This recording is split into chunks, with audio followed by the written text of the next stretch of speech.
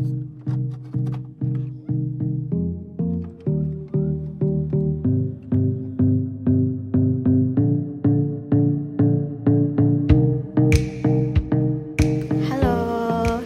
Assalamualaikum warahmatullahi wabarakatuh.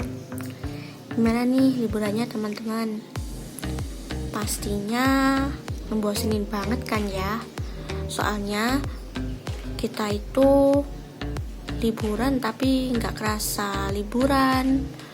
Terus Idul Fitri juga kita nggak bisa mudik ke kampung halaman. Oke, daripada kita nggak berbuat apa-apa, mending kita review aja yuk materi perkuliahan perekonomian Indonesia dengan bab globalisasi dan digitalisasi ekonomi. Hari ini aku mau membahas bab tersebut. So, tetap ikutin aku ya. Dan tunggu bahasannya.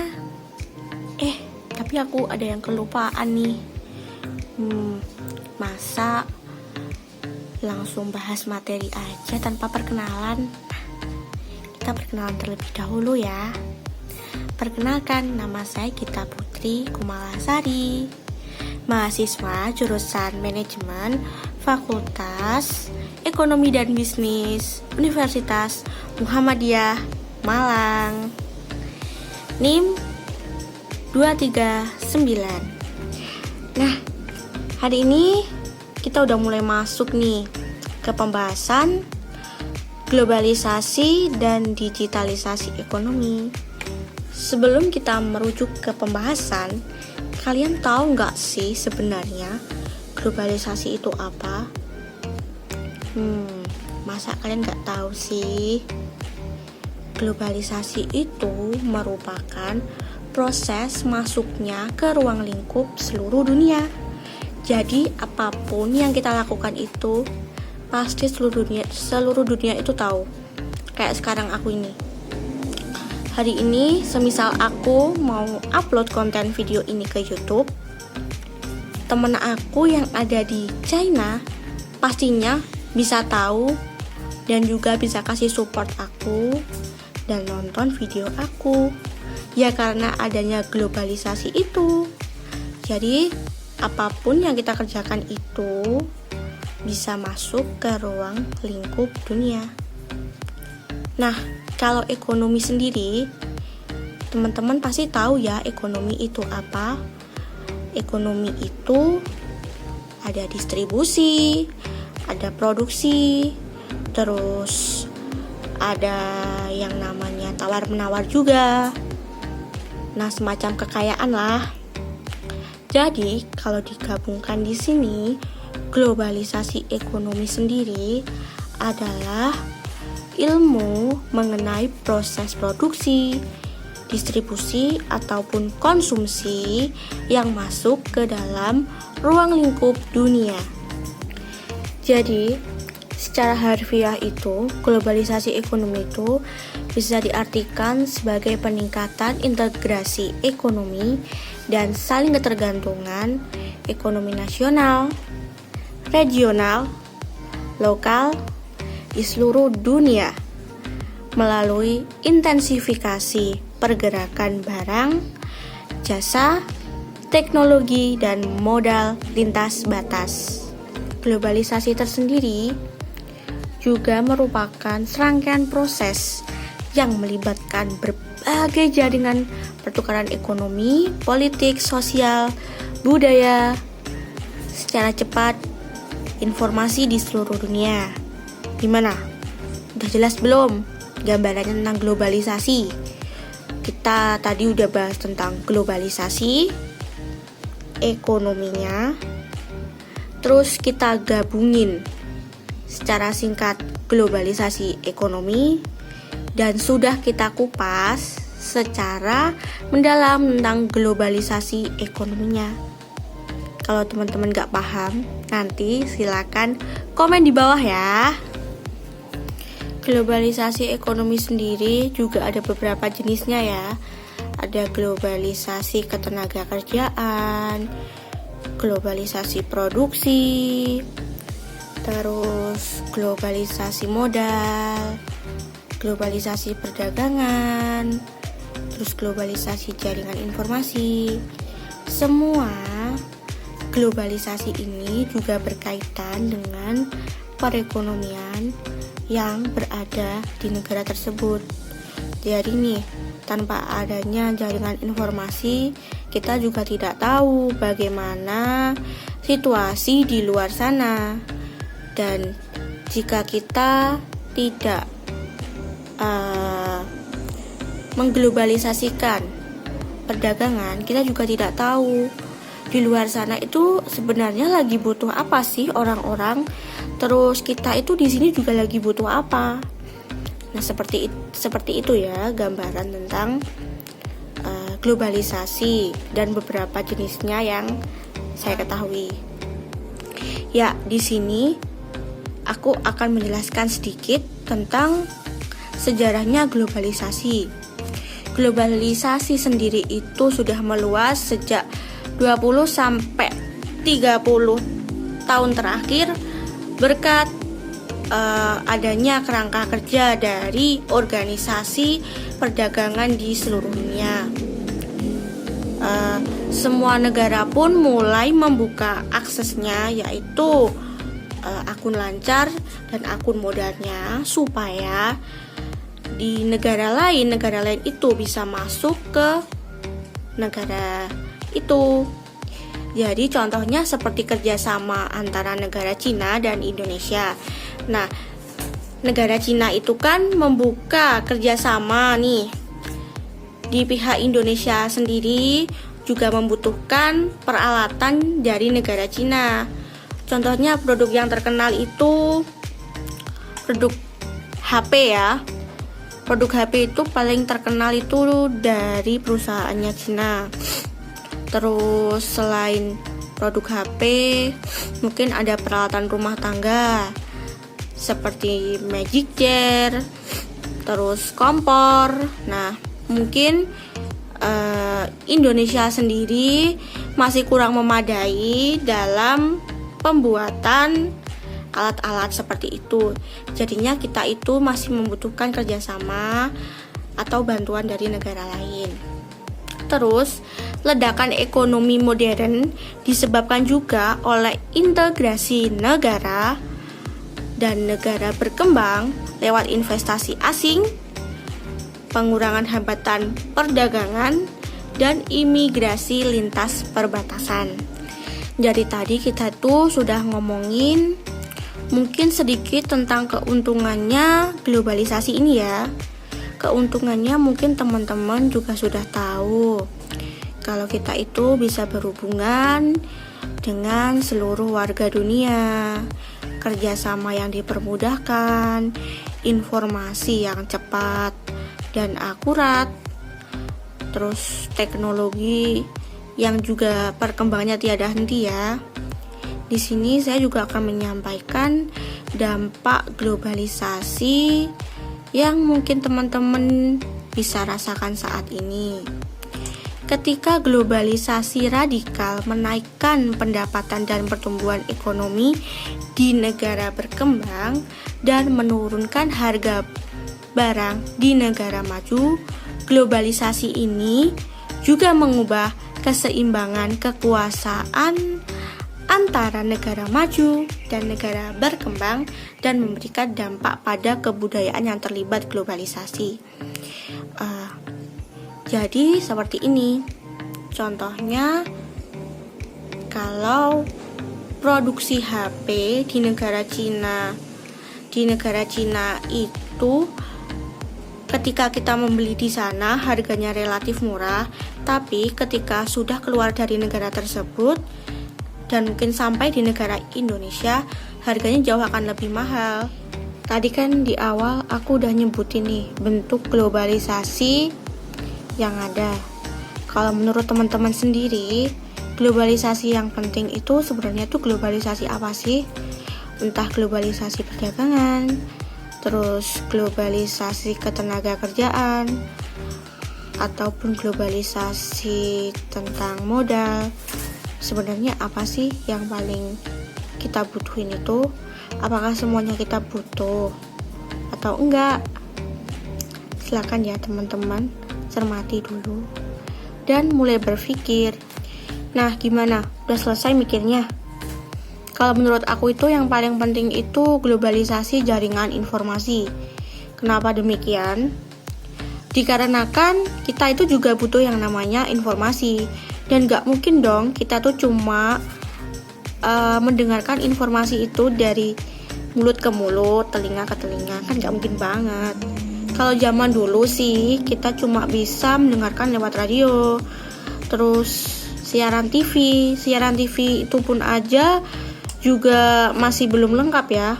Nah, di zaman sekarang, di era sekarang itu, di generasi milenial, banyak sekali nih informasi yang bisa kita dapatkan melalui gadget, melalui laptop, website, terus apalagi ya, Facebook, Twitter, Instagram.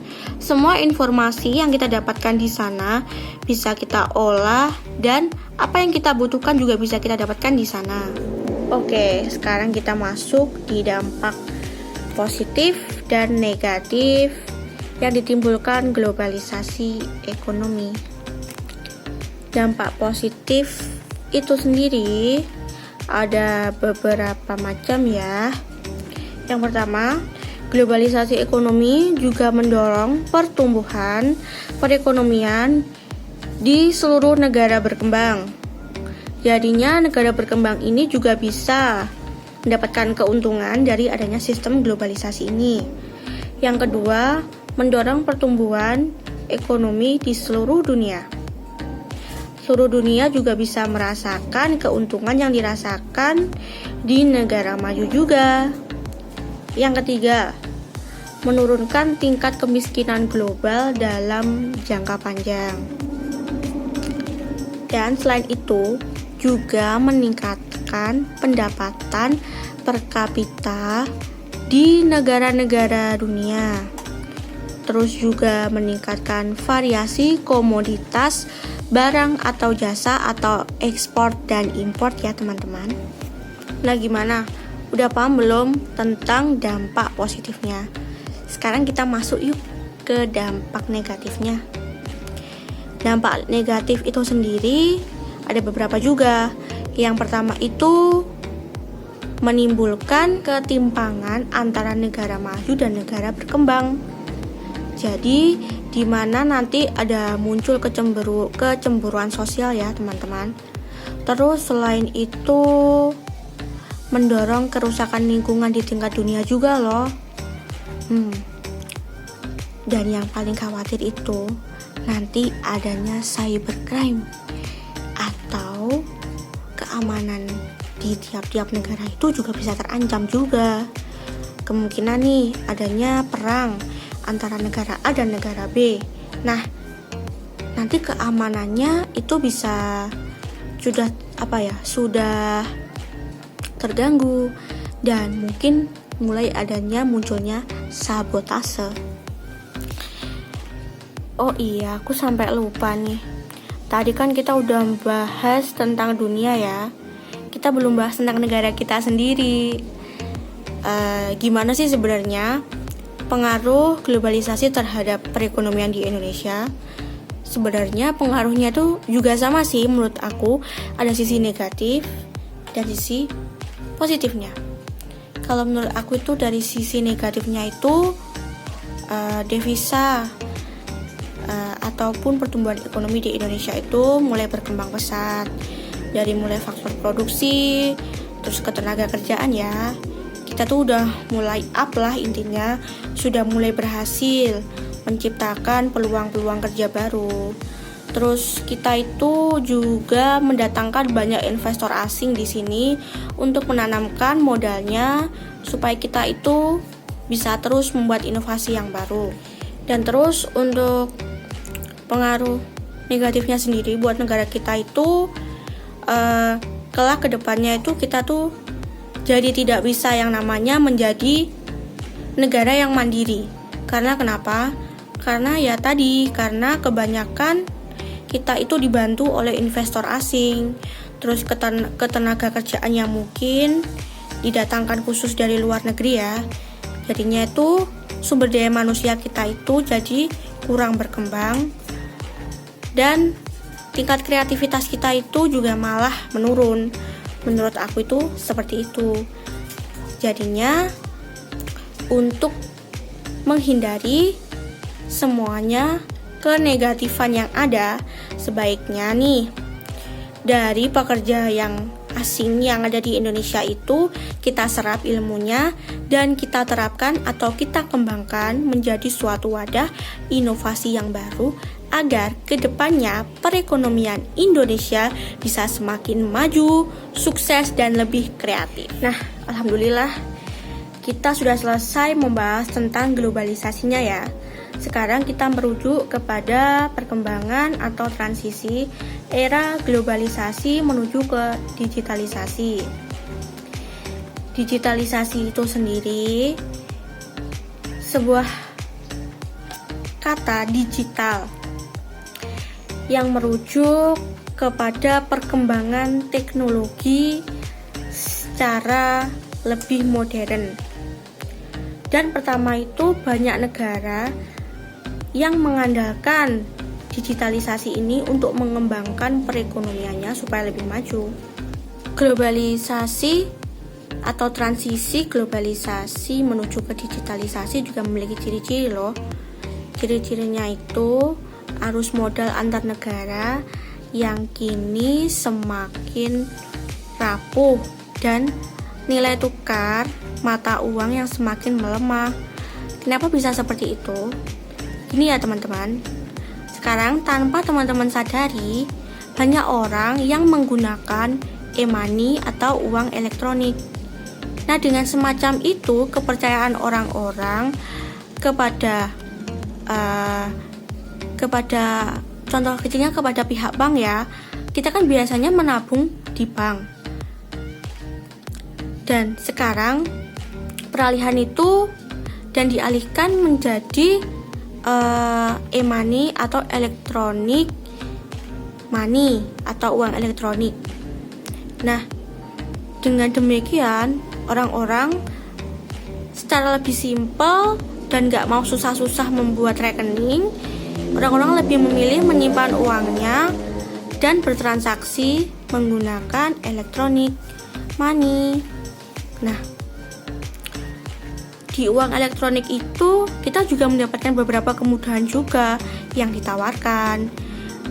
Seperti kita itu bisa membayar tagihan listrik, membayar shopping, terus kita tuh juga nggak perlu susah-susah bawa uang yang banyak ya kalau ke mall itu. Kita juga bisa membayar restoran pakai itu. Biasanya sih orang-orang itu pakai GoFood, terus buat itu loh, buat bayar apa yang namanya itu sekarang di tren namanya GoPay. Nah itu. Dan hal ini juga membuat negara-negara di luar sana itu tidak menutup kemungkinan negaranya tidak mengadakan perdagangan atau kerjasama lagi ya dengan negara lain karena adanya digitalisasi ekonomi tersebut. Terus kita bisa buat apa?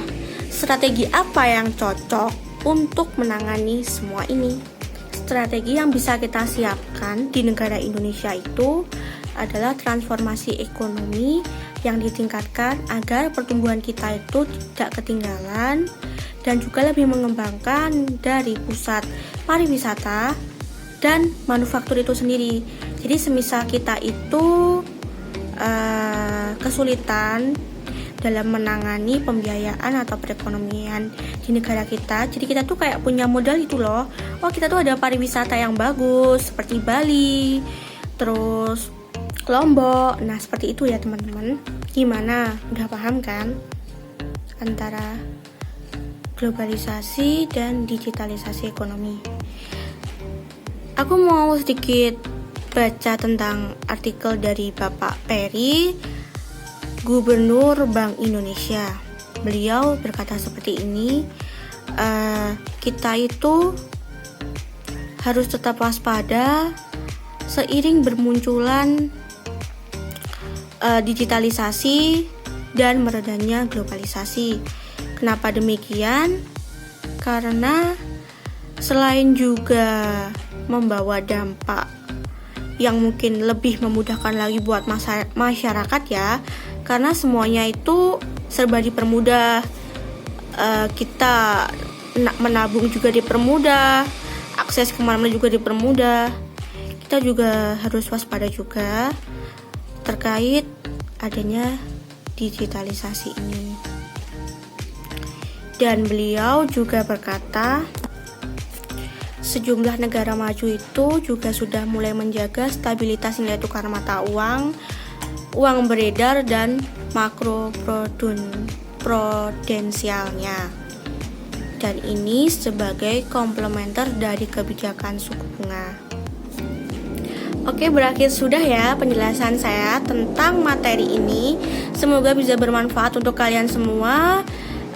Dan juga apa yang saya sampaikan kali ini juga sudah sesuai dengan materi-materi yang berada di Google ataupun mata perkuliahan kalian ya.